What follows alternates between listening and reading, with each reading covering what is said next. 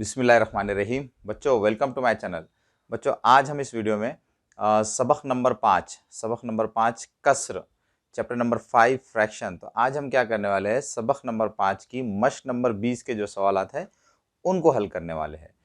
लेकिन बच्चों इससे पहले कि हम मश्क नंबर 20 के सवालात हल करें, आपको हम नसब कसरों की जमा कैसे की जाती है ये मालूम होना चाहिए। अगर आपको ये मालूम हो जाएगा कि हम नसब कसरों की जमा किस तरह से की जाती है तो आप बहुत आसानी से मश्क नंबर 20 के सवालात को हल कर सकेंगे। तो चलिए बच्चों, सबसे पहले मैं आपको ये समझा देता हूँ कि हम नसब कसरों की जमा किस तरह से की जाती है। ठीक है, तो चलिए इस वीडियो की शुरुआत करते हैं। बच्चों यहाँ पर ये दो हम नसब कसरें दी गई है, ये दो लाइक फ्रैक्शंस दी गई है। बच्चों हम नसब कसरें किनको कहा जाता है, लाइक फ्रैक्शंस किनको कहते हैं? ऐसी कसरें जिन कसरों के नसब नुमा एक जैसे होते हैं उन कसरों को क्या कहा जाता है, हम नसब कसरें कहा जाता है। जैसे बच्चों यहाँ पर आप देख सकते हैं कि इस कसर का नसब नुमा क्या है, 8 है, और 2/8 इस कसर का नसब नुमा भी क्या है, 8 है। ठीक है, तो इसका मतलब क्या हुआ कि इन दोनों कसरों के नसब नुमा कैसे है, सेम है। यानी ये दोनों कसरें क्या है, ये दोनों कसरें हम नसब कसरें, लाइक फ्रैक्शन है। ठीक है बच्चों, जब भी हम नसब कसरों की जमा की जाती है, बच्चों हम नसब कसरों की जमा का उसूल क्या है? हम नसब कसरों की जमा का उसूल ये है कि सिर्फ शुमार कुनिंदा में जमा का अमल किया जाता है। यहाँ पर आप देख सकते हैं कि इस कसर का जो शुमार कुनिंदा है 4 है, और इस कसर का शुमार कुनिंदा न्यूमरेटर क्या है, 2 है। तो हम नसब कसरों की जमा का उसूल ये है कि सिर्फ शुमार कुनिंदा में जमा का अमल किया जाता है और नसब नुमा को वैसे के वैसे ही लिख दिया जाता है। ठीक है, तो जैसे बच्चों यहाँ पर हमको अगर इन दोनों हम नसब कसरों की जमा करना हो तो हमें क्या करना होगा, सिर्फ शुमार कुनिंदा में जमा का अमल करना होगा। यहाँ पर शुमार कुनिंदा में 4 है, यहाँ शुमार कुनिंदा में 2 है, तो ये 4 और 2 की जमा कर देंगे और नसब नुमा को वैसे के वैसे लिख देंगे। बच्चों मुझे डर है कि आप क्या करेंगे, नसब नुमा में भी जमा का अमल कर देंगे, लेकिन नसब नुमा में जमा का अमल करना नहीं है, सिर्फ क्या करना है, नसब नुमा को जैसे के वैसे लिख देना है। ठीक है, अब यहाँ पर इन दोनों की जमा करेंगे, 4 और ये 2, 6, 4 और 2 6, और ये नसब नुमा को वैसे के वैसे लिख देंगे। तो इस तरह से बच्चों हम नसब कसरों की जमा की जाती है।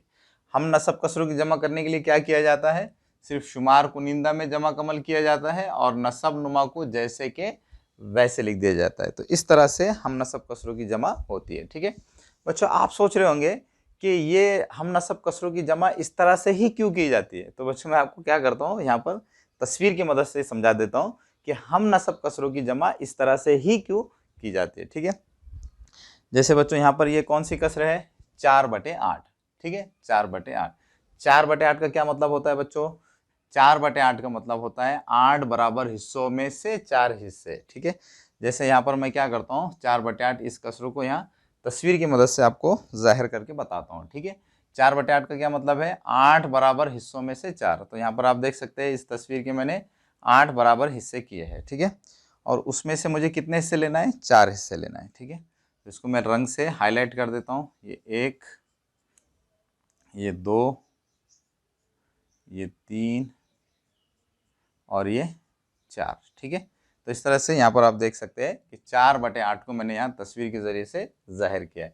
4/8 का क्या मतलब है, 8 बराबर हिस्सों में से 4 हिस्से। तो ये जो रंगीन हिस्सा आपको नजर आ रहा है, इस हिस्से को क्या कहेंगे, 4/8। ठीक है, इसी तरह से बच्चों मुझे क्या करना है, 4/8 में 2/8 को जमा करना है। तो मैं क्या करता हूँ, यहाँ पर 2/8 को भी आपको तस्वीर में जाहिर करके बताता हूँ। ठीक है, 2/8 का क्या मतलब होगा, 8 बराबर हिस्सों में से 2। तो यहाँ पर मैंने यहाँ पर इस चीज़ के 8 बराबर हिस्से किए हैं और उसमें से ये मैं 2 हिस्से ले रहा हूँ। ठीक है, ये 2 हिस्से मैं ले लेता हूँ। तो ये जो आपको नज़र आ रहा है बच्चों, इस तस्वीर में ये जो रंगीन हिस्सा नज़र आ रहा है, इस रंगीन हिस्से को क्या कहते हैं, 2/8। 2/8 का क्या मतलब है, 8 बराबर हिस्सों में से 2 हिस्से। ठीक है, अब बच्चों हमको क्या करना है, इनकी जमा करना है। 4/8 और ये 2/8 की क्या करना है, जमा करना है। तो जब हम 4/8 और 2/8 की जमा करेंगे तो क्या आएगा, देखिए। ठीक है, यहाँ पर मैं आप उसको जाहिर करके बताता हूँ। पहले मैं क्या करता हूँ, ये जो 4/8 है इसको यहाँ जाहिर कर देता हूँ। 4/8 का क्या मतलब है, 8 बराबर हिस्सों में से 4। ये 8 बराबर हिस्से किए गए हैं, उसमें से 4 हिस्से, ये 4 हिस्से यहाँ पर हम जाहिर करेंगे। ठीक है, 1, 2, ये 3, 4, ठीक है।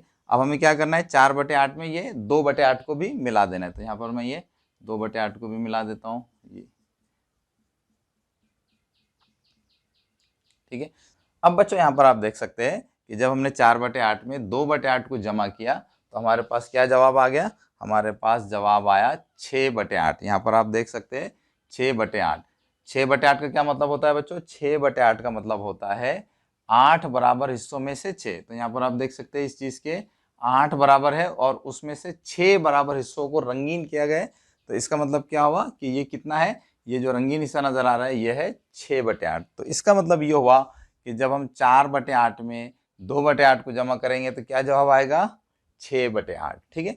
तो बच्चों अब आप समझ ही गए होंगे कि यहाँ पर मैंने इन हम नसब कसरों की जमा इस तरह से क्यों की थी। बच्चों जब भी हम नसब कसरों की जमा की जाती है तो क्या किया जाता है, सिर्फ शुमार को निंदा में जमा का अमल किया जाता है और नसब नुमा को जैसे के वैसे ही लिख दिया जाता है।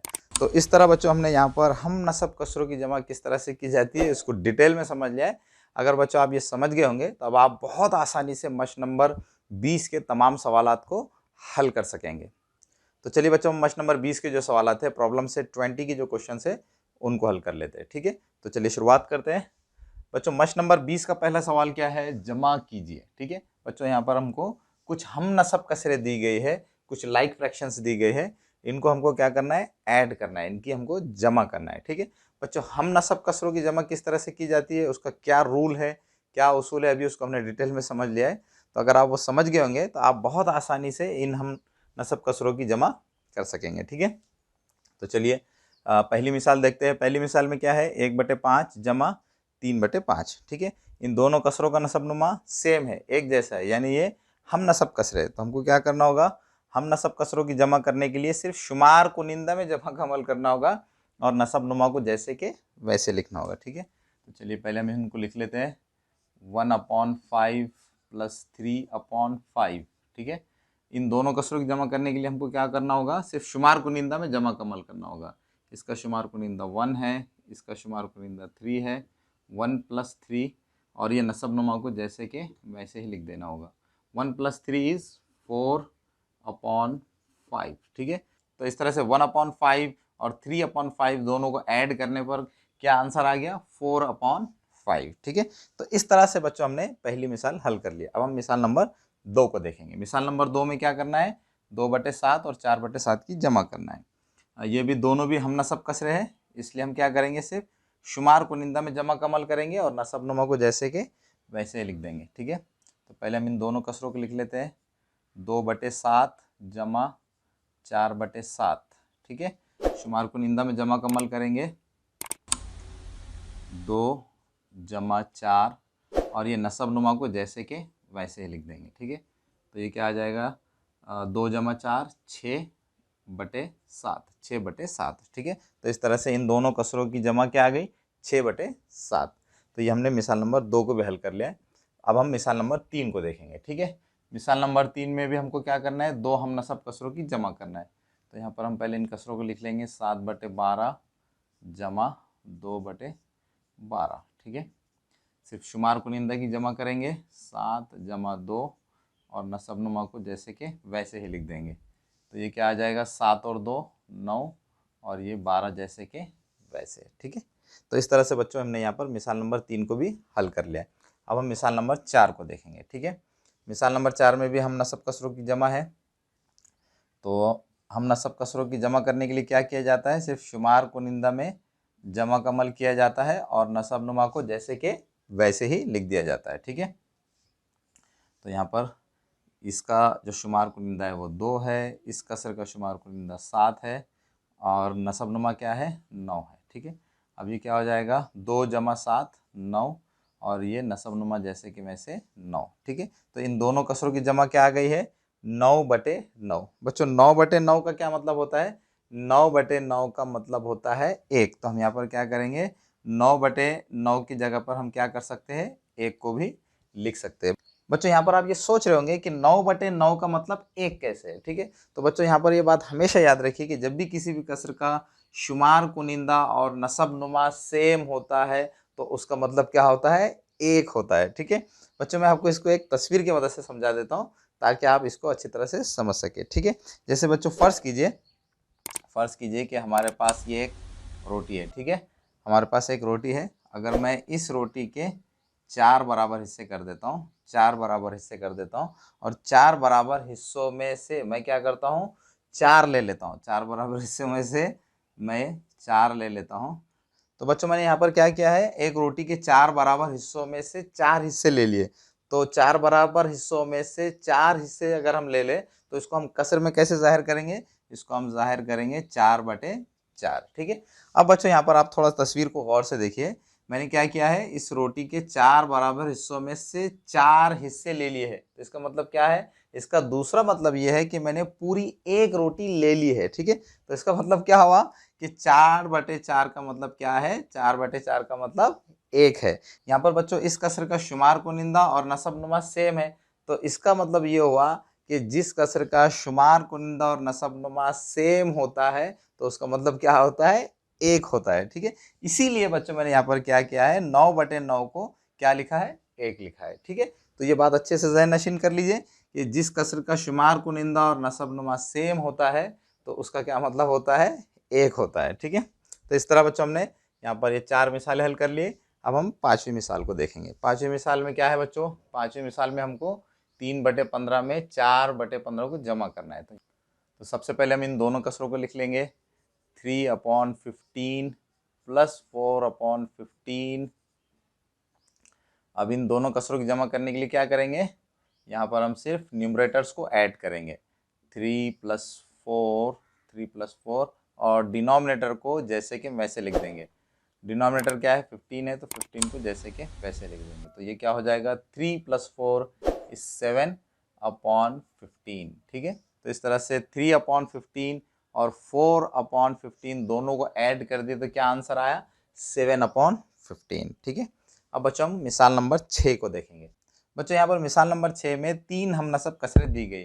तो 3 हमनसब कसरों की जमा हम किस तरह से करेंगे, तो जिस तरह से हमने 2 हमनसब कसरों की जमा की है तो उसी तरह से हम 3 हमनसब कसरें या 3 से ज़्यादा हमनसब कसरों की भी जमा कर सकते हैं। तो यहाँ पर हमें इन 3 हमनसब कसरों की जमा करने के लिए क्या करना होगा, यहाँ पर भी हमको सिर्फ शुमार कुनिंदा में जमा का अमल करना होगा और नसबनुमा को जैसे के वैसे ही लिखना होगा। ठीक है, तो यहाँ पर हम पहले इन कसरों को लिख लेते हैं, 2/7 + 1/7 + 3/7। ठीक है, तो यहाँ पर सिर्फ न्यूमरेटर्स को ऐड करेंगे, 2 + 1 + 3। ठीक है, और डिनोमिनेटर को वैसे के वैसे ही लिख देंगे। ठीक है, तो ये क्या आ जाएगा, 2 + 1 = 3, 3 + 3 = 6, 6/7। ठीक है, तो इस तरह से 2/7, 1/7 और 3/7 इन तीनों लाइक फ्रैक्शंस को ऐड करने पर क्या आंसर आ गया, 6/7।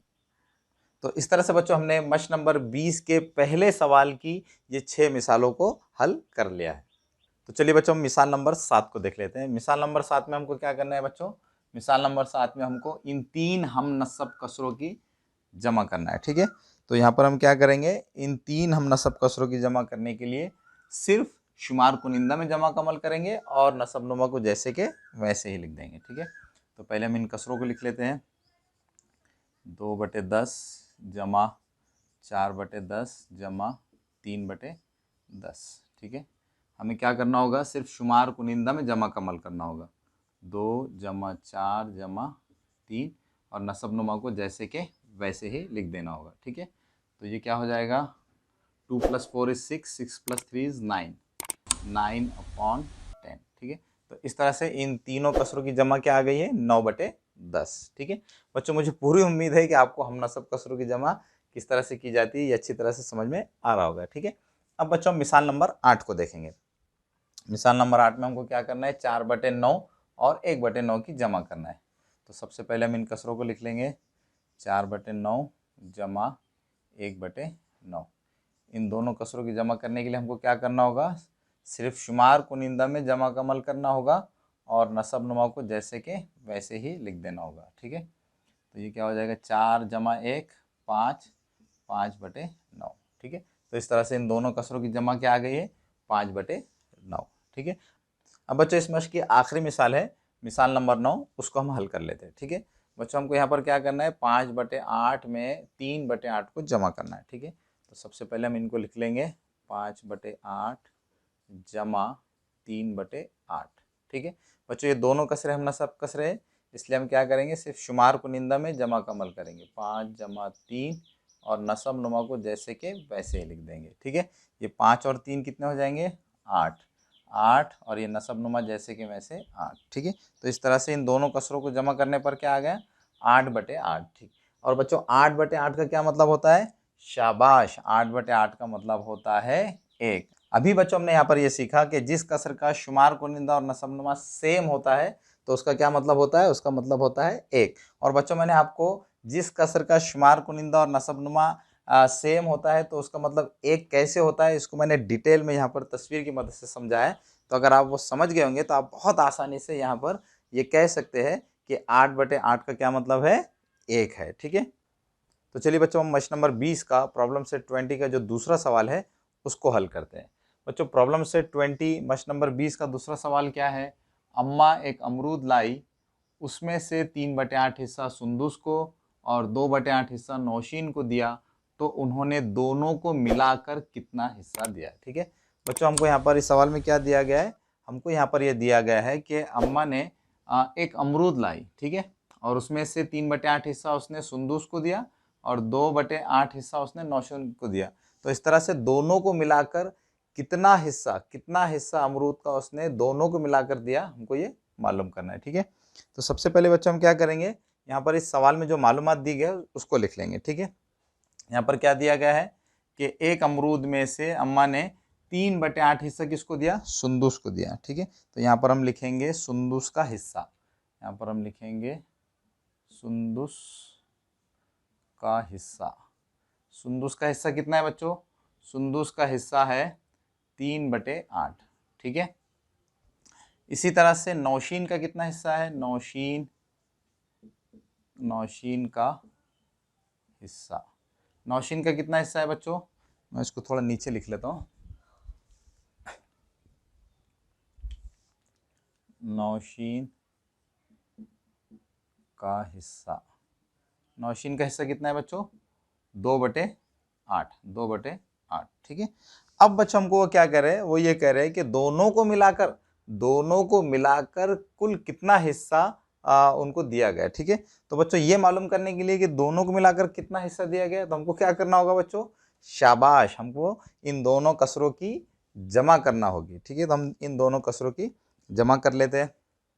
तो मैं इन दोनों कसरों को यहाँ लिख लेता हूँ, 3/8 जमा 2/8। ठीक है, अब बच्चों हमको क्या करना है, इन दोनों कसरों की जमा करना है। बच्चों यहाँ पर आप ये देख सकते हैं कि इन दोनों कसरों की जो नसब नुमा है सेम है, इस कसर का नसब नुमा भी 8 है, इस कसर का नसब नुमा भी 8 है। तो इसका मतलब क्या है कि ये दोनों कसरे हम नसब कसरे लाइक फ्रैक्शंस है, और आप ये जानते हैं कि हम नसब कसरों की जमा किस तरह से की जाती है। हम नसब कसरों की जमा करने के लिए क्या किया जाता है, सिर्फ शुमार कुनिंदा में जमा का अमल किया जाता है और नसब नुमा को जैसे के वैसे ही लिख दिया जाता है। तो हम क्या करेंगे, यहाँ पर इन दोनों कसरों की जमा करने के लिए सिर्फ शुमार कुनिंदा में ही जमा का अमल करेंगे, ये 3 जमा 2 और नसब नुमा डिनोमिनेटर को जैसे के वैसे ही लिख देंगे। ठीक है, तो ये क्या आ जाएगा, 3 और ये 2 5 और ये 8 जैसे के वैसे। ठीक है, तो इस तरह से बच्चों अब हम यहाँ पर ये कह सकते हैं कि सुंदुस और नौशीन को दोनों को मिलाकर कुल कितना हिस्सा दिया गया, 5/8। ठीक है, तो इस तरह बच्चों हमने यहाँ पर ये सवाल नंबर 2 को भी हल कर लिया है। अब बच्चों इस मश्क का एक आखिरी सवाल है, अब हम उसको हल कर लेते हैं। ठीक है बच्चों, इस मश्क का आखिरी सवाल क्या है कि एक मैदान का 3/4 हिस्सा 5वीं के तलबा ने और 1/4 हिस्सा चौथी के तलबा ने साफ किया, तब उस मैदान का कितना हिस्सा साफ हो गया। ठीक है बच्चों, इस सवाल में वो ये कह रहे हैं कि अगर एक मैदान का 3/4 हिस्सा 5वीं के तलबा ने साफ किया हो और 1/4 हिस्सा चौथी के तलबा ने साफ किया हो तो मैदान का कुल कितना हिस्सा साफ हो गया है। ठीक है, तो बच्चों इस सवाल को हल करने के लिए हम क्या करेंगे, सबसे पहले इस सवाल में जो मालूमात दी गई उसको लिख लेंगे। ठीक है बच्चों, इस सवाल में क्या दिया गया है कि एक मैदान का 3/4 हिस्सा किसने साफ किया है, 5वीं की तलबा ने। तो यहाँ पर हम लिख लेंगे 5वीं की तलबा ने कितना हिस्सा साफ किया है, 3/4। ठीक है, इसी तरह से चौथी के तलबा ने कितना हिस्सा साफ किया है, 1/4। ठीक है, तो इस तरह से हमने इस सवाल में जो मालूमात दी गई थी उसको यहाँ पर लिख लिया है।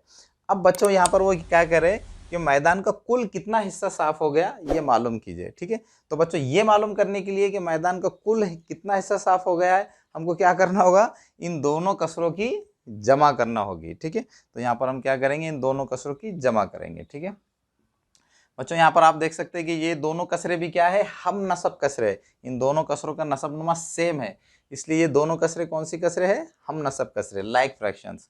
और हम नसब कसरों की जमा किस तरह से की जाती है, हम नसब कसरों की जमा करने के लिए सिर्फ शुमार कुनिंदा में जमा का अमल होता है और नसब नुमा को वैसे के वैसे ही लिख दिया जाता है। ठीक है, तो यहाँ पर हम क्या करेंगे, शुमार कुनिंदा में जमा का अमल करेंगे 3 + 1 और नसब नुमा को वैसे के वैसे ही लिख देंगे। ठीक है, तो इस तरह से ये क्या आ जाएगा, 3 + 1 4/4। ठीक है, और बच्चों 4/4 का क्या मतलब है, 4/4 का मतलब होता है 1। ठीक है, जब भी बच्चों किसी भी कसर का शुमार कुनिंदा और नसब नुमा न्यूमरेटर और डिनोमिनेटर सेम होता है तो उसका क्या मतलब होता है, उसका मतलब होता है 1। और बच्चों किसी भी कसर का शुमार कुनिंदा और नसब नुमा सेम हो तो उसका मतलब 1 क्यों होता है, इसको अभी मैंने आपको थोड़ी देर पहले डिटेल में समझाया है, आप उसको अच्छी तरह से समझ लें और इसको हमेशा अच्छी तरह से याद रखें कि जिस कसर का शुमार कुनिंदा और नसब नुमा सेम होता है तो उसका दूसरा क्या मतलब होता है, उसका दूसरा मतलब होता है 1।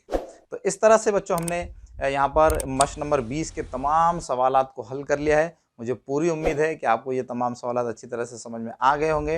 अब बच्चों आखिर में आपसे रिक्वेस्ट है कि अगर आप हमारे चैनल पर नए हैं तो हमारे चैनल को सब्सक्राइब कीजिए। अगर आपको हमारे वीडियोस पसंद आ रहे हैं तो हमारे वीडियोस को लाइक कीजिए और दूसरे बच्चों को भी शेयर कीजिए ताकि आपकी तरह दूसरे बच्चों को भी फ़ायदा हो सके।